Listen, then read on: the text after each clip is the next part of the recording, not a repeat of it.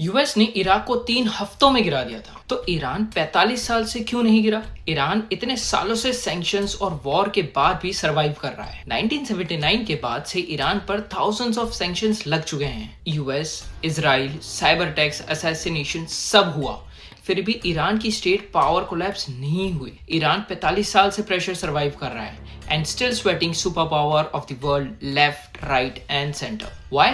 Let's decode. Dictatorship usually एक आदमी पर डिपेंड करती है। फॉर एग्जांपल, इराक डिपेंडेंट था सद्दाम पर, लीबिया डिपेंडेंट थी गद्दाफी और सीरिया असद पर। लीडरशिप हटाओ, सिस्टम गिर जाता है। पर ईरान में लीडर्स मर भी जाते हैं, फिर भी सिस्टम चलता रहता है। इसके कुछ रीजन हैं, आओ चलो समझते हैं। सबसे पहला रीजन, ईरान एक नेटवर्क स्टेट है। बाकी मिडल ईस्ट रिजीम पिरामिड जैसे होते हैं, टॉप पर एक लीडर, नीचे वीक इंस्टीट्यूशन। ईरान का स्ट्रक्चर अलग है, पावर डिस्ट्रीब्यूटेड है, supreme power, regional clerics, IRGC और प्रॉक्सिमिलिटियास। एक सिस्टम नहीं है, मल्टीपल पावर सेंटर्स हैं। सेकेंड रीजन, IRGC सिर्फ आर्मी नहीं है, ये मिलिट्री भी है, इंटेलिजेंस भी है और बिजनेस एम्पायर भी है।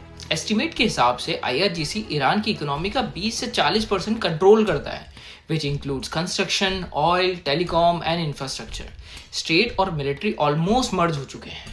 And third reason is proxy warfare. Iran directly US से वॉर नहीं लड़ता, एक रीजनल नेटवर्क बनाया है। For example, Hezbollah in Lebanon, Houthis in Yemen, militias in Iraq and different groups in Syria.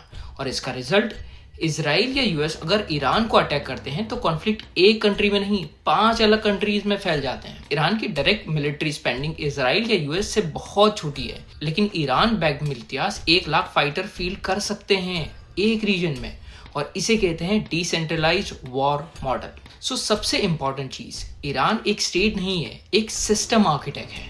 Assassination strategy dictatorship में काम करती है, लीडर गया, रिजीम गया। बट ईरान में लीडरशिप रिप्लेसेबल है, सिस्टम, आइडियोलॉजी और इंस्टीट्यूशन पर चल रहा है। इसलिए एनालिस्ट कहते हैं कि ईरान को डिफीट करना मिलिट्री प्रॉब्लम नहीं है, it's a system problem. Iraq war के बाद ईरान ने यूएस के अगेंस्ट अपने आप को प्रिपेयर करना स्टार्ट कर दिया था, cause Iran knew it US will be on them.